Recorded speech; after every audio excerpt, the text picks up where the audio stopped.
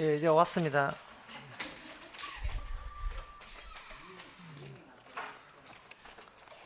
(447장) 준비 찬송 447장 합시다.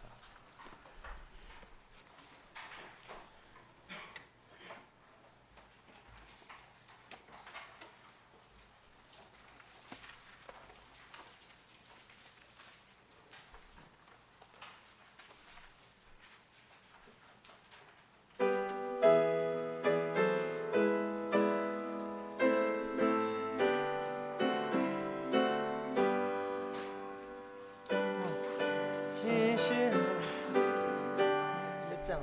447장. 예, 447.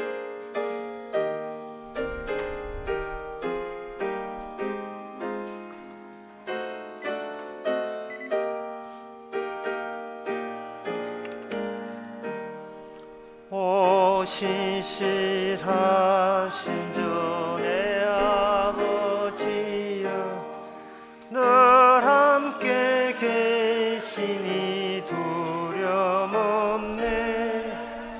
그 사랑 변찮고 날 지키시며 어제나 오늘이 한결같네. 오 신실하신 주, 오 신실하신 주, 날마다 자비를 베푸시며 일용할 모든 것 내려주시니 오 신실하신 주 나의 구주. 봄철과 또 여름 가을과 겨울, 해와 달 별들도 자주 예고 만물이 하나로 드러낸 정금, 신실한 주 사랑 나타내네. 오 신실하신 주, 오 신실하신 주, 날마다 자비를 베푸시며 일용할 모든 것 내려주시니 오 신실하신 주 나의 구주. 3절 다 일어나서 해봅시다. 내 죄를 아니하시고 주 친히 오셔서 인도하네. 오늘의 힘도 내일의 소망, 주만이 만복을 내리시네. 오 신실하신 주, 오 신실하신, 날마다 자비를 베푸시며 일용할 모든 것 내려주시니 오 신실하신 주 나의 구주. 다 같이 묵도함으로 나대비를 함께 드리겠습니다.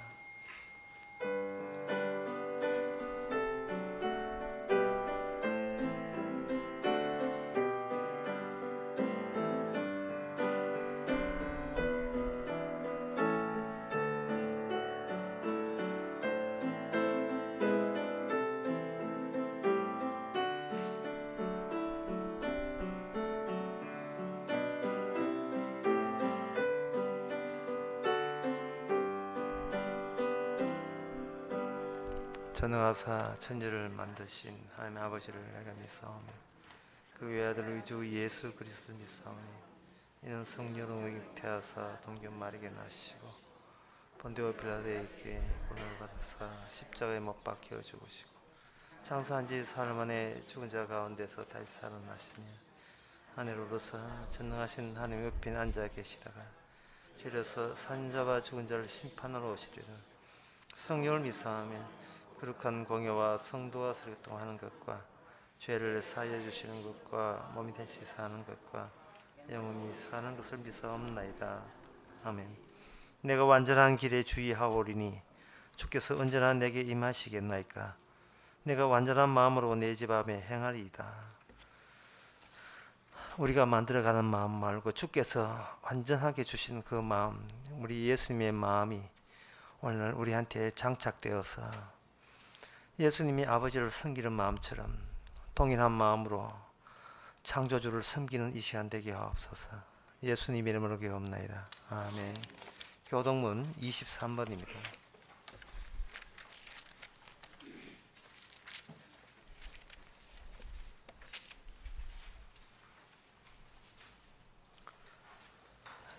새 노래로 여호와께 찬송하라. 대저 기이한 일을 행하사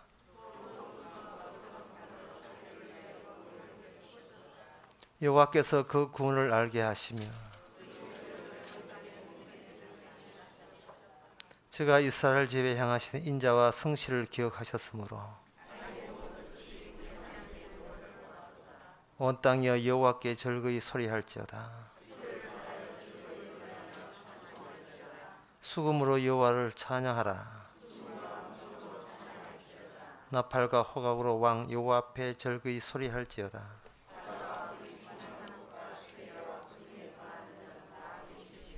다 같이 합시다. 여호와 앞에서 큰 무리 박수하며 산악이 함께 즐거이 노래할지어다. 아멘.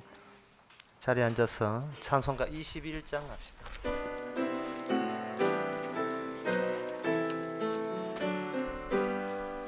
다 찬양하여라.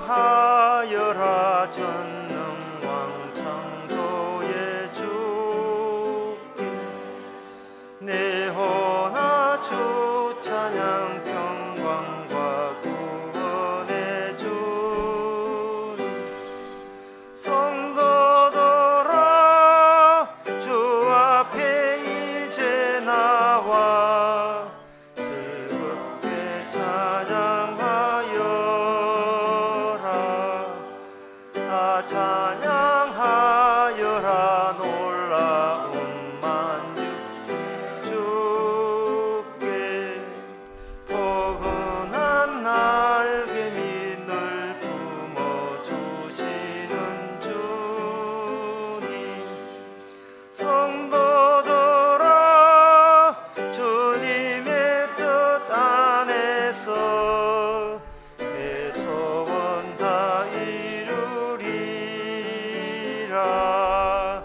다 찬양하여라.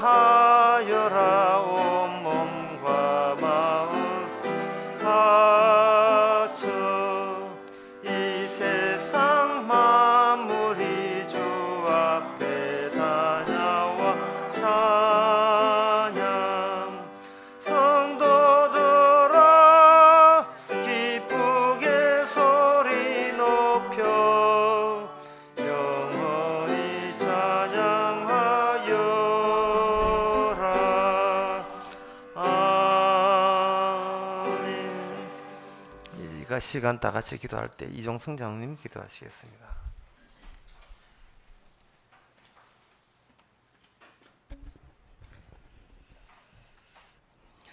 하나님 아버지, 가진 것 없고 우고할 집 없는 그 나그네의 삶이 바로 아브라함의 삶이었습니다. 아무것도 가진 것 없고 바라볼 것 없는 이 땅에서 오직 하나님의 그 세계, 그 나라 그리워하면서 일평생 살다간 그의 모습이 참으로 아름답습니다. 더 가지려고 하고 더 미련 두어서 이 땅에 남고자 하는 우리의 삶인데 오직 하나님의 그 세계 안에서 그 나라와 그 의만 바라보며 살다간 그의 생애가 오늘날 우리의 깃전을 울립니다. 그의 삶 속에 나타나는 아브라함과 그 생애의 그 모든 삶의 조건들이 하나님과 더불어 함께한 그 삶이 오늘 정녕 우리의 삶이 되기를 원합니다. 그래서 이 땅이 아닌 장차 우리가 가야 할 그 나라, 그 세계가 더 그리워지는 그런 세계에 우리가 믿음으로 다가서기를 원합니다. 이 시간도 이 복음의 소리가 이 땅이 아닌 하늘의 그 소망의 소리가 들려지게 하셔서 나그네의 삶으로 우리는 마땅히 가야 되고 마땅히 갈 수밖에 없는 우리의 운명인 것을 다시 한번 인식되어지는 시간 되게 하옵소서. 예수님 이름으로 기도드립니다. 아멘.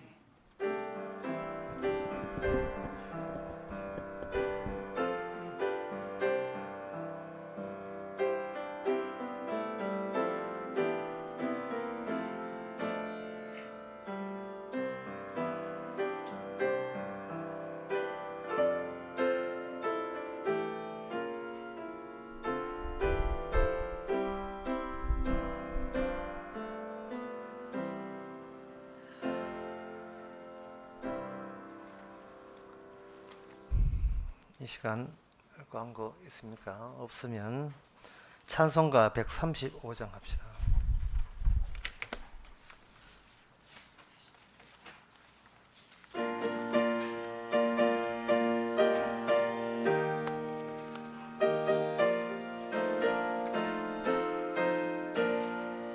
갈보리 산 위에 십자가 지셨니 누가 고난을 당한 표라. 험한 십자가를 내가 사랑함은 주가 보혈을 흘리밀세 최후 승리를 얻기까지 주의 십자가 사랑하리. 빛난 멸류관 얻기까지 험한 십자가 붙들겠네. 멸시함을 받은 주의 십자가에 나의 마음이 끌리도다. 귀한 어린 양이 영광 다 버리고 험한 십자가 지셨도다. 최후 승리를 얻기까지 주의 십자가 사랑하리. 빛난 멸류관 받기까지 험한 십자가 붙들겠네. 주가 십자가에 주가 흘린 피를 믿는 마음으로 바라보니 나를 용서하고 내 죄 사하시려 주가 흘리신 보혈일세 최후 승리를 얻기까지 주의 십자가 사랑하리. 빛난 멸류관 얻기까지 험한 십자가 붙들겠네. 주가 예비하신 나의 본향집에 나를 부르실 그날까지 험한 십자가를 항상 달게 지고 내가 죽도록 충성하리. 최후 승리를 얻기까지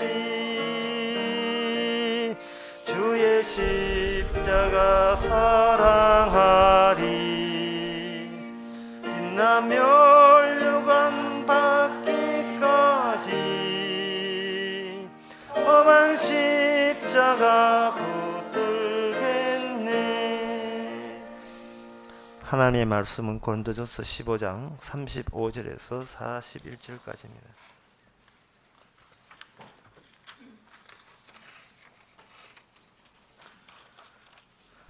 누가 묻기를 죽은 자들이 어떻게 다시 살며 어떠한 몸으로 오느냐 하리니 어리석은 자야 너의 뿌리는 씨가 죽지 않으면 살아나지 못하겠고 또 너의 뿌리는 것은 장래의 형체를 뿌리는 것이 아니요 다만 밀이나 다른 것의 알갱이 뿐이로되 하나님이 그 뜻대로 저에게 형체를 주시되 각 종자에게 그 형체를 주시느니라.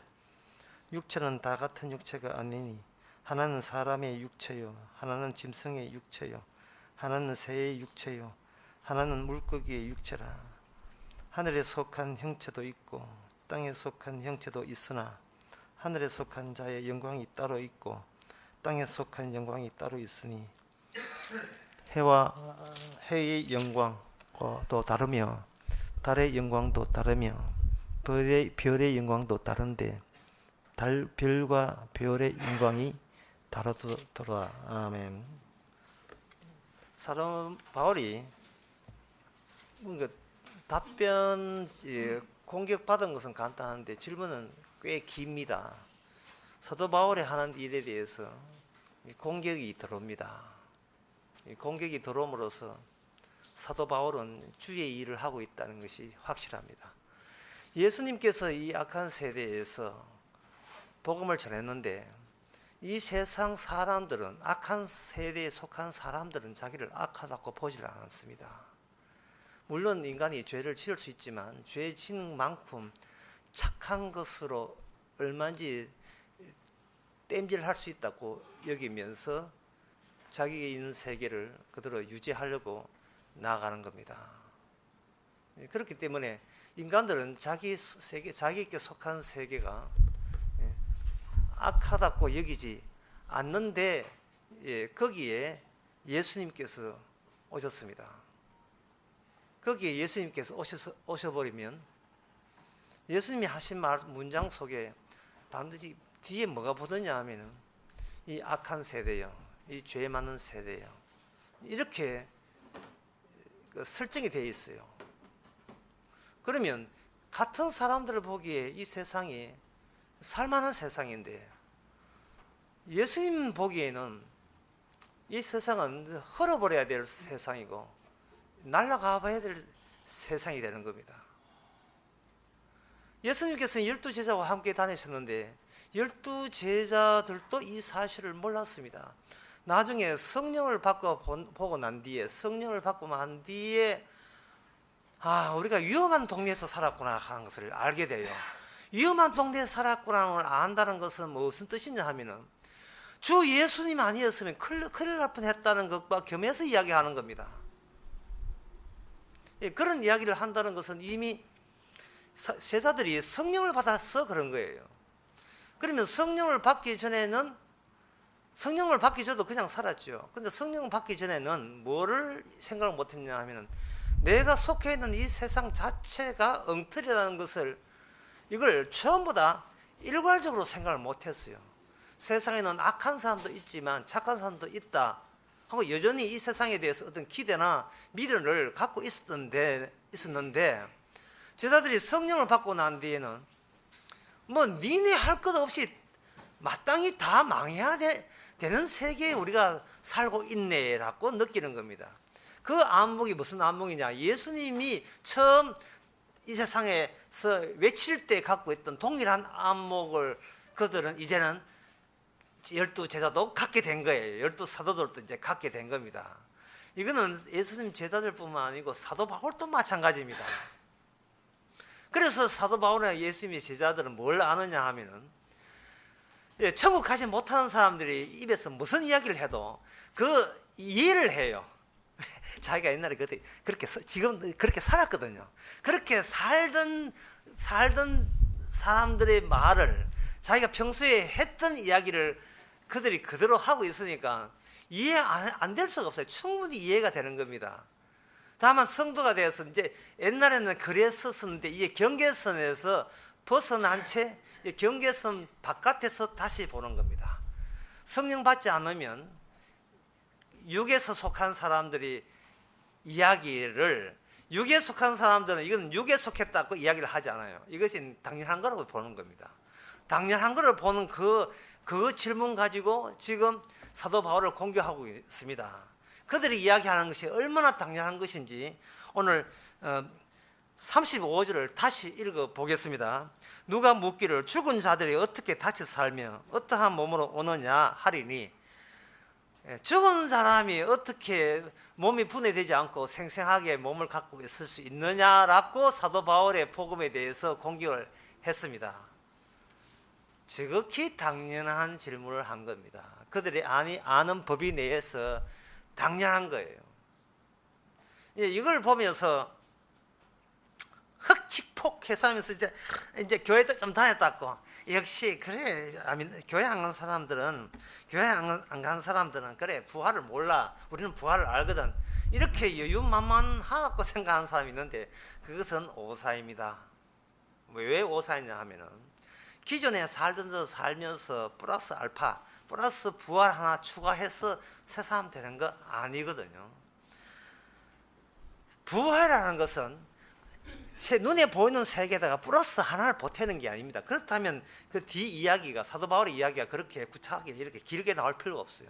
이건 뭐냐 하면 부활의 입장에서 세상을 다시 보게 되게 되면 우리가 미련 두고 우리가 관심 두고 우리의 마음을 뺏어가고 우리가 정신을 집중시켜서 얻고자 하는 그 모든 것이 부활의 세계에서 보게 되면 다 헛짓이다. 그게 바로 예수님 십자가 못 박게 하는 그런 죄가 된다는, 그런 모든 것을 일괄적으로 완전히 바뀌어버린 사고방식 가지고 사람은 다시 산다, 이렇게 돼야 되지. 살다 보면 나중에 살다가 지치면 나중에 부활되겠지, 이런 관점은 아니에요. 관점 자체가 바뀌어야지. 살다가 뭐 천국 보험 들어놨으니까 보험금 나오겠지, 이런 식으로 하는 게 아니죠. 평소에 보험료 하는데 3천만짜리 보험료 하는 사람하고 30억 보험료 하는 사람하고 달라요. 3천만의 보험료 하는 사람은 살다가 아프면 3천만 타겠지, 이래 되는데 없는 살림에 30억 보험 걸어놓은 사람은 주위에 친척이나 자식이나 남편이나 이렇게, 자식은 아니다만 이 친척이나 이렇게 보게 되면 저걸 언제 그걸 교통사고 위장해가 죽여버리고 이런 과정으로 산다 하니까 30억이 있으니까 그게 목표예요.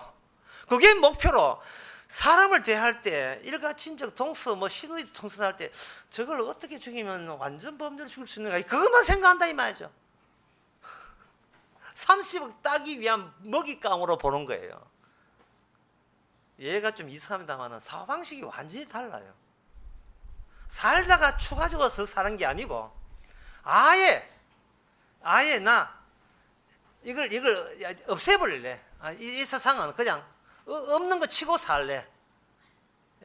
없다고 치고 살아가는 거. 이것이 바로 사도 바울이 갖고 있던 의식입니다. 사고방식입니다. 그러니까 우리가 뒤에 한 예수님이 우리가 죽고 어떻게 사느냐에 거기에 대해서 예수님 죽었다가 살아났으니까 우리가 살아난다. 우리 같으면 답변을 굉장히 간편하게 답변할 건데 뒤에 이야기가, 길게 나온 이야기가 이런 취지 때문에 길게 언급되어 있어요. 뭘 하느냐 하면 인간들이 흔히 보고 눈에 보이는 대로 살아가는 데서 만들어진 현실 체계가 있어요. 그 현실 체계를 예수님을 통해서 완전히 다 분해시키고 다 부숴버립니다. 그냥 이 세상은 아무것도 아니야, 부활의 세계의 전부가 아니라 왜 이 세상은 왜 아무것도 아닌지 쪼목쪼목 따져서 완전 분해해가지고 완전히 그 도마에다가 진짜로 세퍼가 완전히 회치를 하듯이 낱낱이 다 쪼가리 내는 거예요. 다 쪼가리 나오면 뭐가 나오면 알맹이가 나옵니다. 그러니까 모든 것을 다 쪼가리 내는, 그게 알맹이 이야기를 한 거예요. 난도질을 해버려요, 사도 바울이. 이래도 이 세상 미련 가질래, 이래 되는 겁니다. 그렇게 사도 바울이 그렇게 하는 이유가 살다 보면 나중에 부활되겠지 라는 그런 가짜들까지 다 난도질을 칠 수가 있어요. 나는 교회 가니까 나중에 죽으면 부활 나라가 부활 세계에 갔겠다라고 여기는 사람까지 전부 다 그게 엉터리라는 것을 보여주기 위해서는 이렇게 긴 설명이 필요했던 겁니다. 살다 보면 천국 가겠지가 아니라 이 땅에 살면서 난도질을 당해야 돼요. 복음으로부터, 말씀으로부터, 주님부터 난도질을 당해야 됩니다. 그리고 당할 때 기뻐하고 즐거워해야 돼요. 왜? 당하면서 죄인 것을 알기 때문에. 안 당해보면 지 잘난 존재인 줄 알고 있는데 살만하다고 생각하는데 당해보니까 이러쿵저러쿵 주님께 대들 위치가 아니고 그런 권리가 없어요. 살아온 것만 해도 참 과분하다 이런 생각이 들어야 돼요. 사도 바울의 소원이 여러분 아시다시피 빨리 죽어서 주와 함께 거하는 겁니다. 바로 그러한 마음가짐으로 살아가는 입에서 사람이 죽었다가 어떻게 살아나? 라는 거기에 대한 질문에 대한 답변은 우리가 상식으로 뭐 살다가 또 부활해 이런 식으로 하는 게 아니고 그 질문 자체를 가져와서 현재 우리의 마음가짐은 과연 성령 받은 마음가짐인가를 들추어내고 노출시키는 작업에 오늘 본문이 이렇게 기록되어 있습니다. 그러면 사도 바울은 수건 두르고 세포처럼 수건 두르고 도마에다가 도마 하나 얹어가지고 도마에다가 도미를 얹어야지. 이게 아재 개그입니다. 도마에다가 도미 얹어가지고 회칼 들고 날같이 칠 때 사용하는 용어는 뭐고 개념은 뭐냐? 그게 바로 형체와 알갱이입니다. 형체와 알갱이 가지고 토막을 내는 겁니다. 이 세상은 전부 다 하나라고 생각합니다. 사도 바울은 말합니다. 그게 하나가 아니고 각자 따로 있는 것을 권력으로 묶어 놓았다는 거예요. 그 묶어 놓는 권력이 수상하다는 이야기입니다. 그 수상한 권력을 내가 예수 그리스도의 복음으로 그 권력을 타닥타닥 다 끊어 놓겠다는 거죠. 예를 들면 남자들이 그냥 남자로 살아가는 것처럼 보입니다. 그런데 그 결과가 뭐냐면 이 세상은 남성 위주의 세상이 되고 말았어요. 이 가정도 마찬가지고.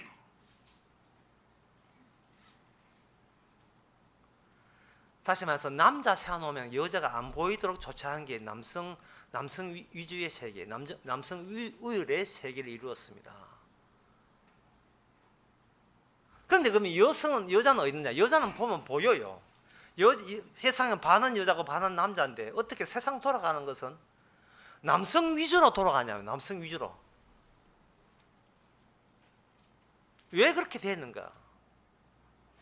그것은 바로 남자 여자 있더라도 구분이 차이가 있더라도 여기에 인간들이 알지 못하는 권력이 거기에 스며들어 가지고 그 차이를 없애버리는 식으로 권력이 작용한다는 겁니다. 차이를 없애버리면 남성을 놓고서도 여성을 없애버리는 쪽으로 그걸 획일화시키는 겁니다. 하나로 딱 등장하게 만들어요. 그래서 남자만 좋으면 좋은 세상이 되고 여자의 울든 말든 그건 상관없는 세계로 그렇게 인류가 그렇게 쭉 문명이 그렇게 이어져 온 거예요.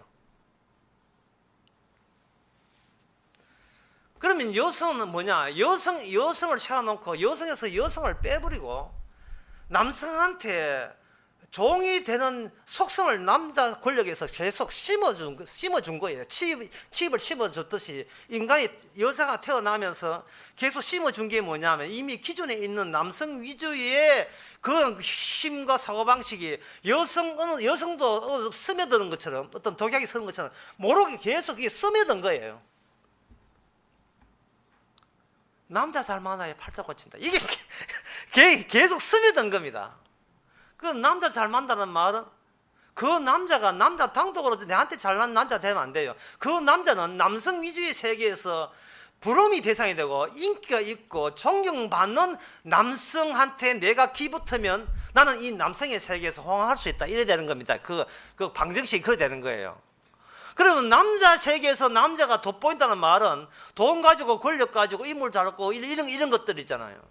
남자가 반해도 멋있는 남자. 그래서 송중기 같은 그런 남자 말입니다. 그런 남자를 룰을 보는 겁니다. 차이가 있는데도 불구하고 차이가 없앰으로써 질서가 유지된다는 거예요. 가정의 질서, 국가의 질서, 모든 질서가 그렇게 유지가 되는 거예요. 50년 동안 남자와 여자와 같이 살면서 50년 동안 하녀부리잖아요. 하녀부리면서 50년 지내서 이제 여자가 탈출한다고 집 보따리 살고 어디 헌집에 가 누워 자고 있고, 그런 식으로 또 나름대로 또 반항을 해보는 거예요. 남자가 여자한테 시킬 때 당연하다고, 거기 당연한 걸 시켜요. 차이를 없애고 시켜요. 일을 시킬 때 너는 너 나름대로의 인격이 있을 것이다, 그런 걸 계산 안 해요. 너는 너 지금 이 순간 너는 너 나름대로 뜻이 있을 거고 너게 기대한 바가 있을 거라, 그걸 고려를 하지 않아요. 다 없애버려요.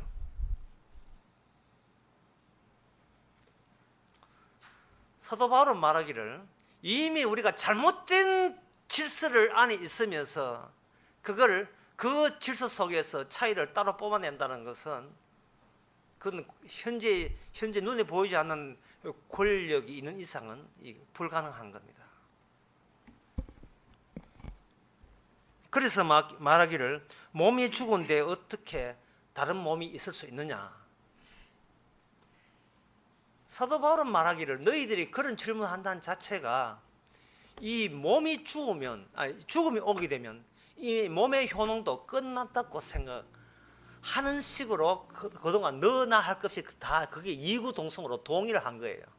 우리 몸이 있을 때까지만 몸이고 죽으면 그 다음은 없으니까 있을 동안에 눈에 보이는 이 몸만 단단히 챙기면 된다고 하는 거예요. 그런데 사도 바울 오늘 본문에서 그거는 네가 형체를 보고 알기를 못 봐서 그러한 결론에 도달된다고 보는 겁니다. 네가 형체만 보고 알기를 못 보는 거예요.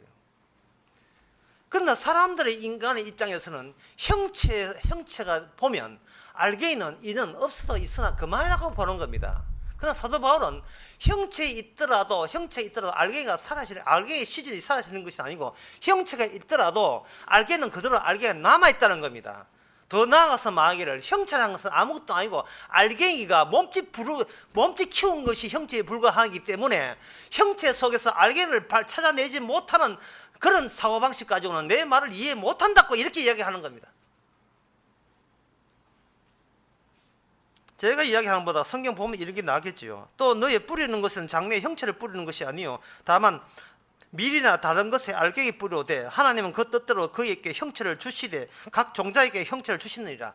하나님이 개입하는 지점이 어디 있느냐? 하나님의 개입하는 지점은 알갱이의 가치를 그대로 확대시키기 위해서 알갱이에 합당한 형체를 만들어내는데 하나님께서 계속 관여하는 식으로 이 세상에 형체를 주셨는데, 놀라운 사실은 그 형체가 각각 다르다는 이야기예요.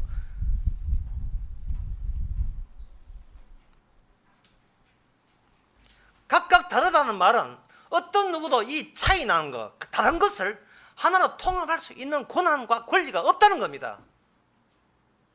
남자가 시키도 남편이 시키도 여자가 아니요 할 수 처음부터 그런 권리가 있는데, 남자들은 그걸 결혼시간 한 30년, 40년, 50년 하다 보면 이게 개기네 이제. 이게 네 뭐 믿고 내한테 대들어? 네 그렇게 내한테 대들면 우리 동네 남성 위주의 사회에서 네 여거는 여편네 된대. 네 주의해라. 이렇게 나오는 겁니다. 내 앞에서 남자 여자 차이를 언급해. 그걸 가지고 문자로 강이 배 밖에 나왔다고 이야기하는 겁니다. 강이 배 밖에 나왔다. 여기서 우리가 반박할 수 있어야 돼요. 강이 배 밖에 나온 사람 한둘이가 아닙니다. 지금.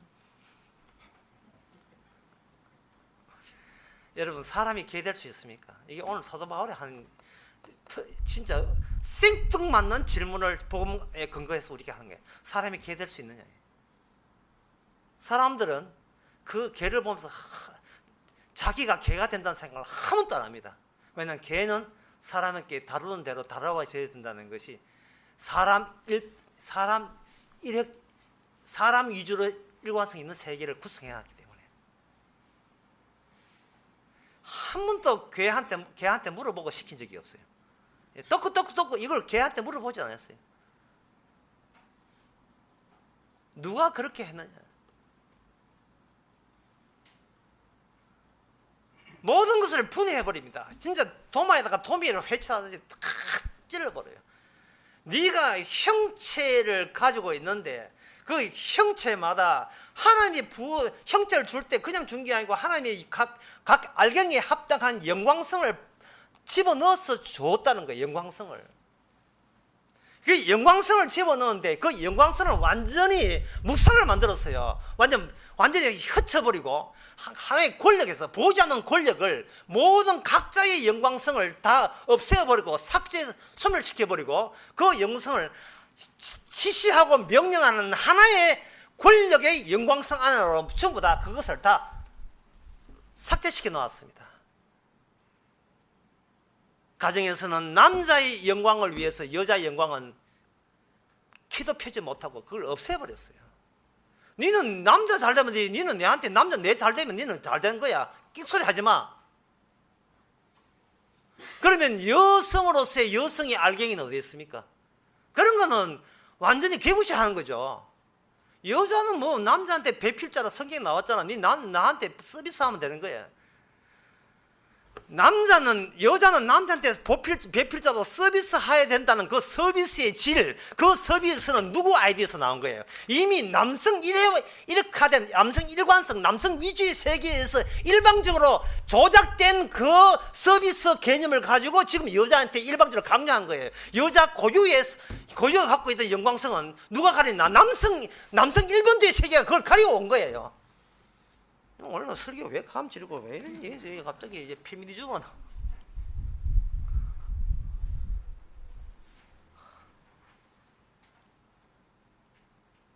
제가 이 말씀 하는 것은 성경을 볼 때 선입관을 갖고 보는데 그 선입관이 수상하다는 겁니다. 미국에서 어떤 분이 저한테 질문을 했어요. 뭐냐면 성경 읽을 때 어떻게 읽습니까? 질문 자체가 성경 읽을 때 어떻게 읽습니까? 우리가 아는 질문은 또박또박 읽는다. 30분 읽고 10분 쉰다. 이런 질문을 하라고 온 게 아니잖아요. 어떻게 해야 성경에서 복음을 끄집어낼 수 있습니까? 어떻게 봐야 하나님 뭐 제대로 진리를 접수할 수 있는 진리가 접촉할 수 있는 읽기입니까? 그런 질문이다 말이에요. 그래서 제가 답변을 했지요. 성경 읽을 때 선입관 가지고 읽습니다. 그 선입관 가지고 읽는데 그 읽을 때 그냥 읽는 게 아니고 기대한 바가 의도한 바가 있어요. 그건 뭐냐? 읽는 내 당사자가 영광을 받는 쪽으로 내가 하나님 앞에 칭찬받는 쪽으로 성경을 읽겠다는 거예요. 성경 읽는 이 순간을 사진 착착 천사가 막 찍어버리면 얼마나 착해 보이냐 이 말이죠.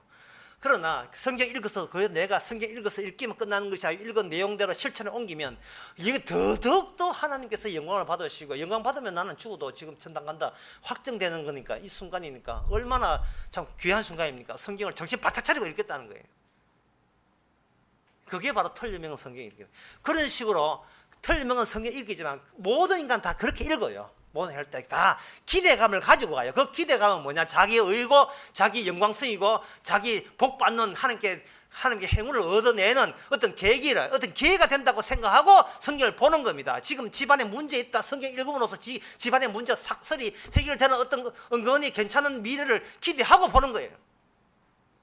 그런데 그 맞은편에 누가 있냐면 예수님께서 성경을 보고 있습니다. 예수님은 성경을 보는 정도가 이미 완료가 되었어요. 1.1이라도 다 이루었더라가 이미 마련된 분이 예수님입니다. 그 예수님이 인간이 지킬 수 없는 성경을 지킬 수가 없죠. 왜요? 성경 저자가 인간이 아니고 성령이기 때문에 인간은 저자의 마음을 읽을 수가 없어요. 그렇기 때문에 그냥 아까 이야기한 자기 잘남 영광을 위해서 그냥 본다 이 말이죠. 그런데 이미 성령을 마음을 아시는 주님께서 성경 모든 것을 30권 이걸 다 이루었어요. 이뤄놓고 마중을 나와요. 이거 제가 의정교회에서 첫 번째 강의 때 한 거예요. 마중을 나오면서 이게 성경을 다 이루게 되면 의의가 됩니다. 하나님이 티를 찾아도 탈을 찾을 티가 없어요.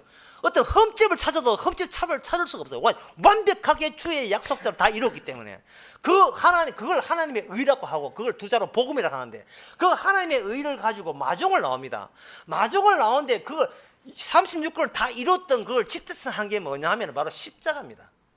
십자가 가지고 마종을 나와요. 십자가는 예수의 피와 살이 거기에 담겨 있어서 누구든지 내 살과 내 피를 마셔야 하면 영생이 없다는 말과 결부되어 있습니다.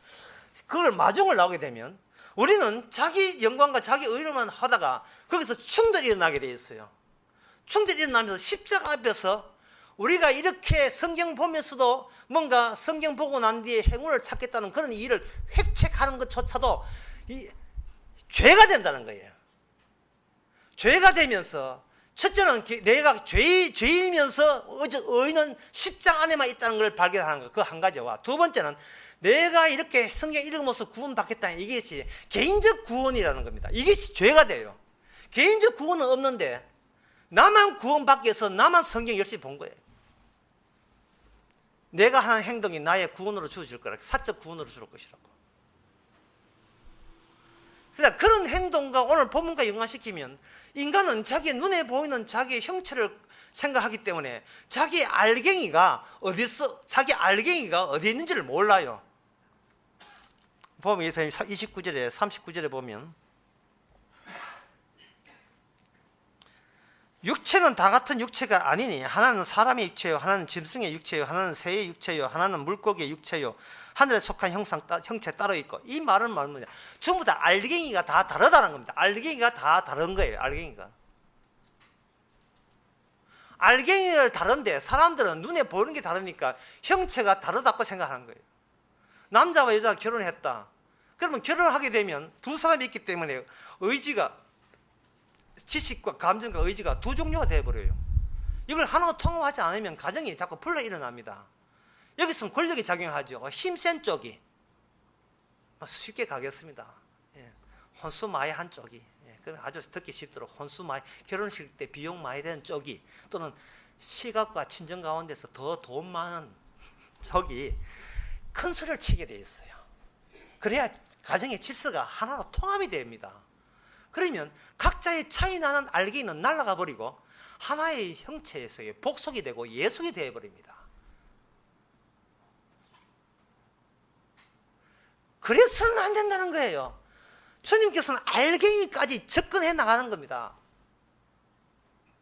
그런데 문제가 있어요. 인간이 그 접근하는데 이게 한계가 있어요. 왜냐하면 각자의 알갱이가 다르고 형체가 다르다는 말은 알갱이 다르고, 각자의 알갱이가 다 다르니까 어느 알갱이를 가지고 이게 대표 알갱이를 할 수 있느냐 하는 문제 생겨요. 어느 것이 기준점이 되느냐, 어느 중심점이 되느냐, 이 문제 생깁니다. 그러나 모든 인간들은 지금 다 차이뿐이에요. 차이밖에 없기 때문에 차이를 통할 수 있는 어떤 권리도 없고 자격도 없어요. 인간의 몸은 전부 다 아담의 한 몸에서 나오기 때문에, 아담은 이미 돌아가셨으니까 아담이 이렇게 파생된 그 각각 다른 몸, 아담의 동일한 몸뿐이다 이 말이죠. 쉽게 해서 인간은 개가 될 수가 없습니다. 알갱이가 달라서 그래요. 알갱이가 달라서. 이 말은 인간이 또 남이 될 수 없어요. 니는 니고 나는 나다. 그러면 어떻게 되는가? 인간의 몸의 처음 알갱이, 모든 것을, 차이를 전부 다 소멸시키고 이걸 집중화할 수 있는 한 몸이 필요합니다. 그런데 그 몸은 우리가 도서관에 찾는 게 아니고 어디 가서 기다리고 있는 것이 아니고 우리가 서서히 살아가면서 이게 그걸 가게 돼 있어요. 왜? 아이스크림에, 한여름에 땡빛에 아이스크림에 아무리 장식을 많이 해봐야 이게 아이스크림이 녹아지듯이 우리는 서서히 무너지고 있습니다. 죽음으로. 죽음은 모든 차이를 없애버립니다. 모든 차이를.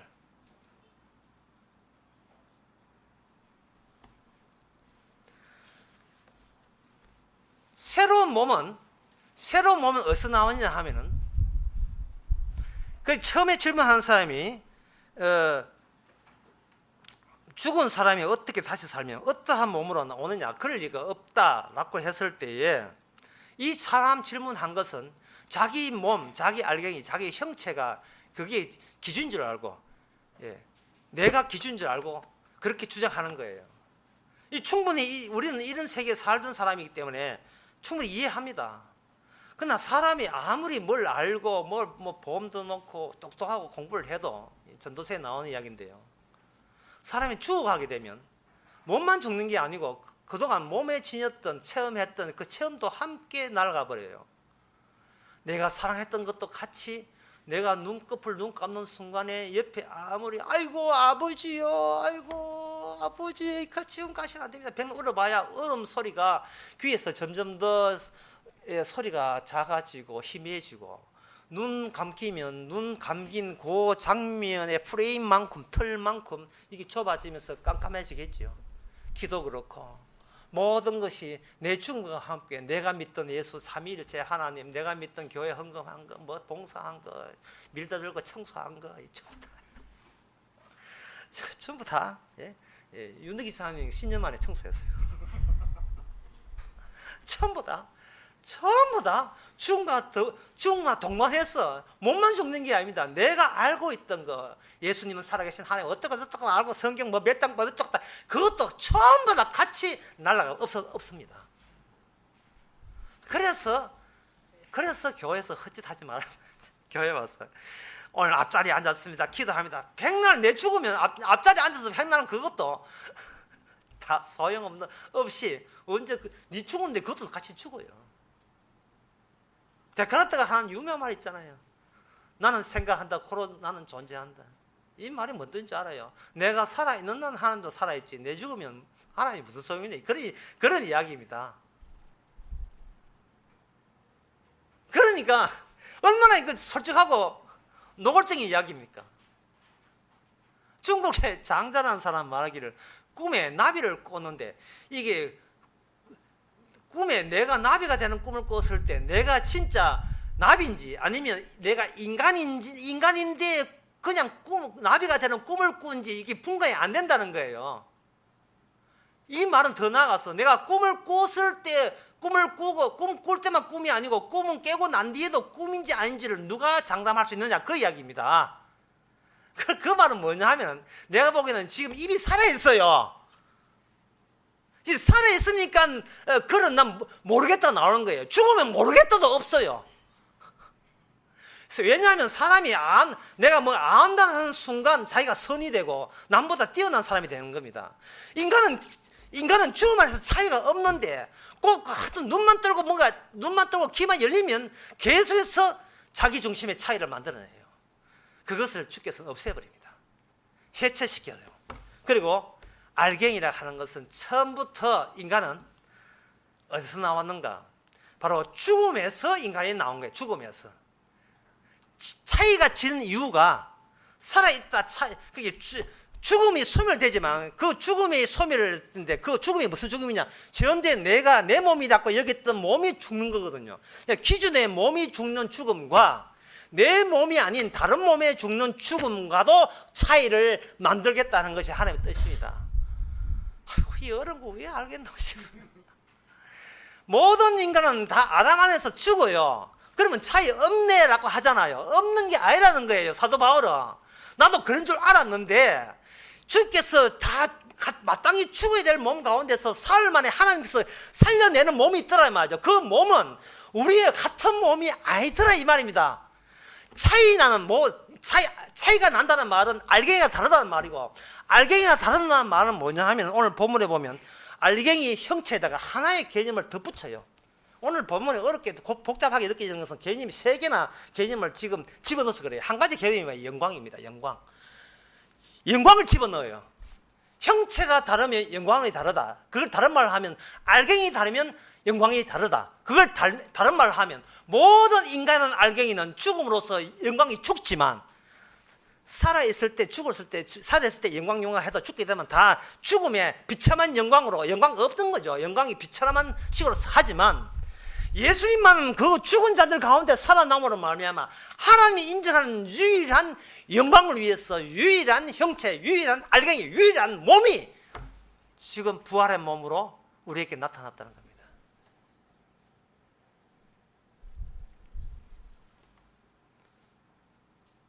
이것은 살아있는 인간이 믿을 수 있는 게 아니에요. 왜냐하면 우리가 살아있는 몸으로 생각해서 그 몸을 받아들이면 이것은 결국 내 살아있는 내 몸 영광이 되니까, 이런 것은 성령이 아니고 이거는 종교 사기꾼들이 한 짓이에요. 현재 당신 몸 살 수 있습니다, 이런 건 안 돼요. 우리의 몸을 주님이 위해서, 예수님이 예수 살린 그 하나님께서, 또는 살아났다 부활하신 그 예수님께서 성령을 주실 때는 우리의 살아있다는 이 몸을 뭐로 바꾸느냐 하면, 이게 살아있는 것이 아니고 이게 죽은 데서 나온 죽은 알갱이고 죽은 형체고 죽을 수밖에 없는 몸이고, 그래서 죽어야 되는데 그 죽은 것이 인간이 보통으로 죽는 죽음 정도가 아니고 예수님의 죽음까지 가야 된다는 것을 성령을 통해서 알려줍니다. 우리가 성령 없이는요, 그냥 남들 다 죽는데 죽겠지, 그냥 죽는 몸으로, 죽음으로 끝나버려요. 그러면 그 차이를 예수님의 죽은 몸으로 건너뛸 수가 없어요. 살아있을 때 무슨 조치가 일어나야 돼. 살아있을 때 조치 중에 하나 예가 뭐냐면 창세기 32장에 나옵니다. 창세기 32장에 보면 야곱 강에서 야곱이 홀로 있었을 때에 밤에 천사가 나타났어요. 천사가 나타났습니다. 야곱이 나중에 말하기를 이게 천사가 온 게 아니에요.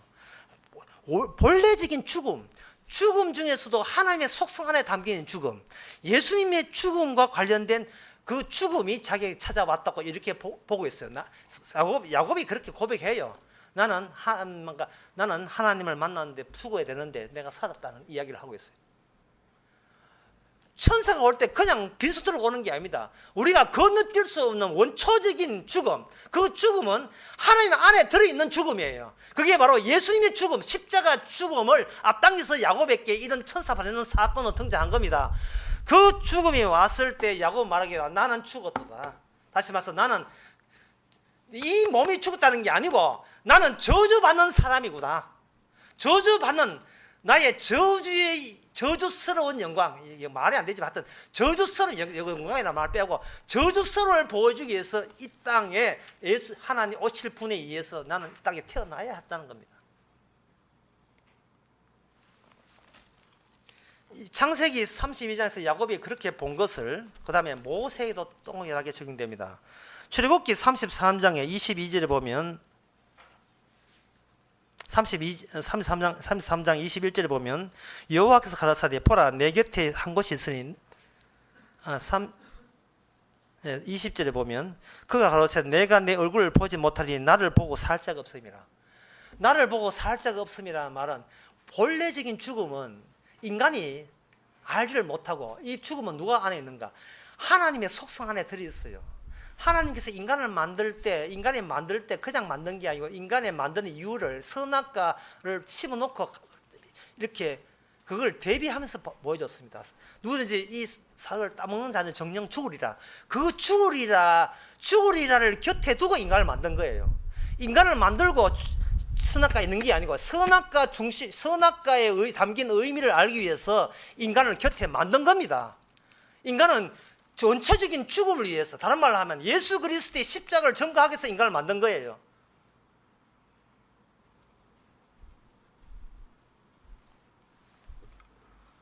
그것이 지금 2000전에 솟구쳐 올라온 겁니다. 이 집안을 뚫고 불쑥 솟구쳐 올라온 거예요.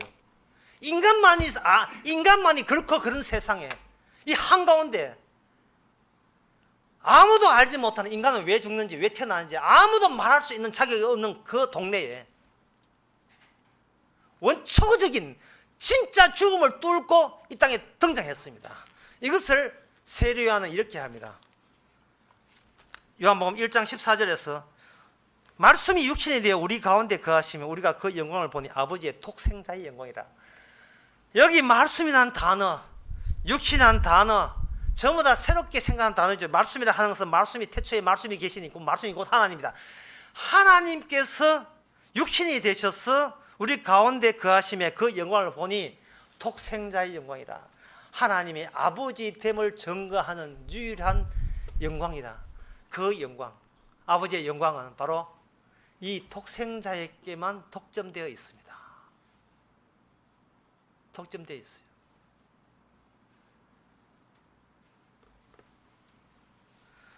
오늘 본문에서 사도 바울은 다 사람의 형체 다르고 짐승의 형체 다르고 이 정도로 끝나는 게 아닙니다. 뭐라고 이어지느냐 하면은 40절에 보면 하늘에 속한 형체가 있고 땅에 속한 형체가 있으니 하늘에 속한 자의 영광 따로 있고 땅에 속한 영광 따로 있다 했습니다. 그러면 하늘에 속한 영광은 다 영광 같으냐? 아니에요. 해의 영광 다르고 달의 영광 다르고 별의 영광 다르고 다 하늘에 속한 그룹인데 그 그룹마다 영광이 다 다르다는 거예요. 알갱이가 다르다는 거죠. 이 말은 예수님의 십자가가 부활은 무엇을 의미하느냐 하면 기존의 해와 달과 별의 영광을 그대로 유지시켜 주지 않겠다는 뜻입니다. 다 없애버리겠다는 거예요. 너희들이 내가 누구냐, 내가 이 세상을 어떻게 사느냐 라고 여겼던 이 모든 이 세상을 예수님이 죽었다가 부활함으로써 전부 다 그걸 다 없애버리겠다. 하늘에 달리는 달과 별도 다 없애버려요. 다 없애버려요. 완전 새하늘 새 땅을 다 갈아치워버립니다. 사람들은 눈에 보이는 게 화근이었습니다. 하늘에 별 있고 땅에는 우리 있다. 나는 내대로 살면 된다. 내대로 살면 된다는 게 그게 곱게 가는 게 아니에요. 그게 권력이 작용하게 되면 이렇게 돼요. 나는 내 위주로 내 좋은 쪽으로 남을 이용하겠다. 이렇게 되는 겁니다. 바로 그 권력을 그대로 유지하면 그 유지한 채 하나님께서는 자기 아들을 독생자를 이 땅에 보내었습니다. 그들이 유지될 이유가 있어요. 그래야 예수님이 쫓겨나기 때문에. 우리가 편하게 생각하는 그 권력, 아무 문제 없다고 생각하는 권력에 의해서 예수님은 추방되었습니다. 아무 문제 없다는 그 권력은 권력 안에서 작용하는 작용하는 의미가 뭐냐 하면은 나의 이 영광은 영원하리라. 영원해야 된다. 그런 것을 부추기고 그런 것을 내다보면서 우리는 부지런히 살고 있습니다. 다 내 영광이거든요. 그게 바로 예수 그리스도를 추방시킨 그 권력이 악한 권력으로 작용하고 있는 거예요. 그래서 우리는 개 보고 명령하잖아요. 남자가 돼서 여자 보고 함부로 명령하고. TV에 잠깐 보는데 얼핏 보니까 거기 기쁜 소식 하나 등장했어요. 거기에 그 최고의 사랑이라는 프로그램인데 거기에 김숙하고 윤정수가 나와가지고 부부도 아닌 게 부부 하면서 이렇게 하는데 그 김숙이라는 그 여자가 하는 개그맨이 한 여자가 정말 놀라운 여자였어요. 어떻게 남자의 소리가 담벼락을 넘어가느냐. 얼마나 여자들이 억눌렸으면 그 말이 얼마나 여자한테 속 시원한 말이 되겠습니까? 이 말은 뭐에 패러디 하는 거냐면 어떻게 여자의 소리가 담벼락을 넘어가요? 그 조선시대 때 그 윤리 도덕을 이제 갓숙이 이제 바꾸는 거예요. 왜 이 남자가 어디 큰 소리 내고 있어요? 그러면 이건 뭐냐 하면 그렇게 되면 또 여자 앞에서 남자를 삭제해야 돼요. 어쨌든 간에 한쪽에 몰아세웁니다. 차이 자체를 용납을 안 돼. 용서를 못 해요. 어떻게 그 감히 집사가 목사대 되들고 도대체 모든 것을 권력 일어나 전부 다 정의정돈하는 그런 쪽으로 우리는 하나도 살아가고 있습니다. 어떻게 어리 감히 갑 앞에 대들고 도대체 그 사고방식을 가지고 예수 부활 하나 첨가했다고 해서 천국을 가요? 어림도 없는 소리죠. 우리가 왜 존재하느냐? 제가 안양에 가서 식사하는데 어떤 분이 그런 질문을 해요. 그 질문 하나가 내가 보기엔 주께서 허락하신 주의 뜻이 있어 하는 질문들이. 자기 남편이 질문하기를 사람이 죽으면 천국이 어디 있는데 천국 어디 가서 천국 들어가느냐 이래 질문한 거예요. 복음을 잘 모르니까 그런 질문 할 수 있잖아요. 천국이 있다는데 어디냐 이 말인가 가게. 근데 마치 식단에 뭐가 있느냐 하면은 생선튀김이 올라와 있어요. 생선튀김은 생선에다가 튀김 옷을 입혀 놓은 겁니다. 그래서 제가 설명해 드렸습니다. 앞으로는 이렇게 설명하세요. 천국은 어디에 있는 게 아니고 기저에 있는 죄인을 의로 튀김한 거예요.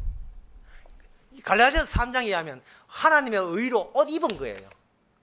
천국을 갈 생각하지 말고 그냥 막 사세요. 거기에 튀김을 하실 거예요. 뭐 처갓집 튀기든 무슨 튀김이든 뭐라 하든 그냥 그 현장에서 애 놓고 살면서 천국의 하나님의 의로 튀김을 할 때 그 덧붙여야 될 이유가 우리의 영광은 지옥의 영광이고 악마의 영광이기 때문에 이것을 독생자의 영광으로 튀김을 하면서 죄를 의로 바꾸는 그 기능이 작용할 때 그게 천국이에요.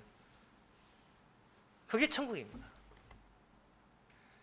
이미 우리가 주님한테 우리가 만들 수 없고 우리가 얻어낼 수 있는 흠도 티도 없는 완벽한 의, 하나님이 어디 집어넣어도 천국 되게 하는 그 완벽한 의를 되기 위해서 하나님께서 성령을 보내셔서 일괄적으로 우리가 놓여있는 이 세상이 폐기 처분돼야 될 세상인 것을 일괄적으로 일체 희망 걸지 않고 기대 걸지 않고 일괄적으로 없애버리는 그거, 그러한 안목, 그거는 성령이 와야 가능한 겁니다. 우리가 원하는 영광은 나의 영광이 아니고 독생자의 영광, 예수님의 영광의 나라에 위해서 하나님께서는 자기 아들을 죽음의 세계에다가 일부러 보내서 그 얼마나 그게 악한 세대인지, 아까 설교 처음에 뭐라고 했습니까? 인간끼리 있으면 악한 걸 모른다고요. 예수님이 여기를 옴으로써 일괄적으로 이거는 묻지도 따지지 않고 전부 다가 썩어 빠진 마귀의 지배하에 있다는 것을 예수님이 와서 다녀감으로 말미암아 그것이 일괄적으로 우리에게 주어지게 되면 그 일괄된 의식이, 사고방식이 성령을 통해서 우리에게 그대로 받아져서 우리는 그 안에서 살게 되는 겁니다. 그래서 제가 어제 강의할 때 안양할 때 말씀을 지키는 것이 아니고 말씀 안에 산다는 거예요. 말씀 안에 사는 거예요. 물고기가 어항 안에서 헤엄치지 않죠. 그냥 살지요. 헤엄친다는 우리 생각이고, 우리는 평소에 헤엄치는 행동이 있고 걷는 행동 따로 있듯이 살지만 물고기는 헤엄치는 게 아니고 그냥 사는 거예요. 우리는 말씀 지키는 시간 따로 있고 안 지키는 시간 따로 있는 게 아니고 그냥 있기만 해도 이게 생선 튀김 옷 입히듯이 바삭바삭 얼마나 맛있습니까? 나는 그 튀김 맛으로 보여요. 생선 맛으로 보는 게 아니고 그 튀김을 튀기든 그렇게 되면 내가 보는 게 주께서 나를 볼 때 말씀 안에서 튀김 생선을 보시는 거예요. 그럴 때 우리는 지 잘나만 사는 것이 아니고 주님께서 못난 인간을 용서해 주신 은혜로 하는 거예요. 아까 그 출애굽기 33장에서 네가 볼 자가 없는데 내가 긍휼 자에게 긍휼 입히고 내가 사랑할 자에게 사랑을 해주신 그 사랑이, 그것이 모든 말씀을 이루는 것이, 그것이 사랑이 뭐냐? 그게 바로 십자가입니다. 사도 바울은 지금 십자가의 튀김옷을 우리에게 이미 입히고 있음을 확인시켜주는 말씀을 답변으로 내놓은 겁니다. 기도하겠습니다. 하나님 아버지, 누가 차이를 지었습니까? 권력 싸움에서 지게 되면 가진 자의 앞에서 차이가 없어지는 이 권력 세계를 우리는 당연하다고 여겼습니다. 하지만 당연하다고 여긴 세계 속에 예수님이 들어오시니까 당연한 게 아니고 폐기 처분해야 될 악한 세대인 것이 들통났으니 저희들은 주님의 의만 자랑케 하옵소서. 예수님의 이름으로 기도합나이다. 아멘. 다 일어나서서 155장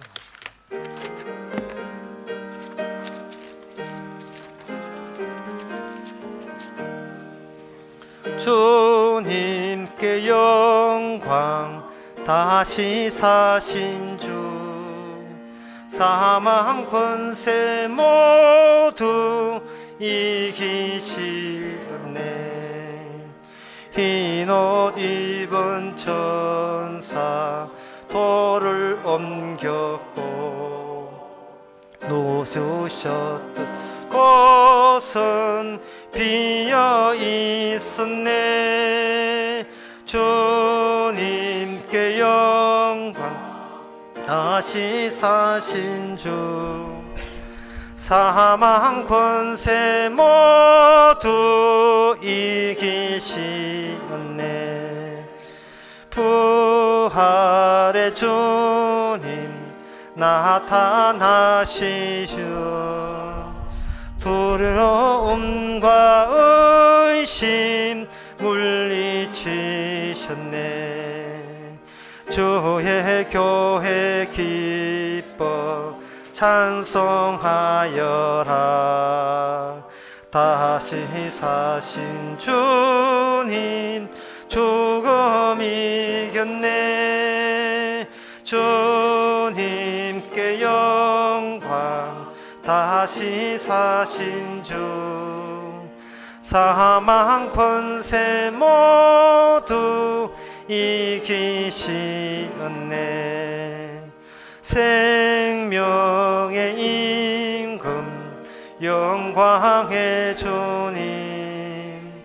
주님 없는 삶은 헛될 뿐이라.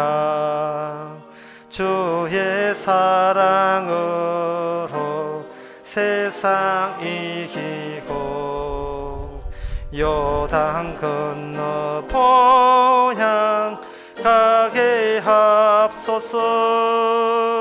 주님께 영광. 다시 사신 주 사망 권세 모두 이기시었네. 기도합시다. 지금은 우리 주 예수 그리스도의 은혜와 하나님의 크신 사랑과 성령의 충만하심이 죽어도 갈 수 없었던 그 나라 산채로 튀고 입듯이 입게 된 것을 감사하는 모든 성도에게 주 이름으로 축원하나이다. 아멘.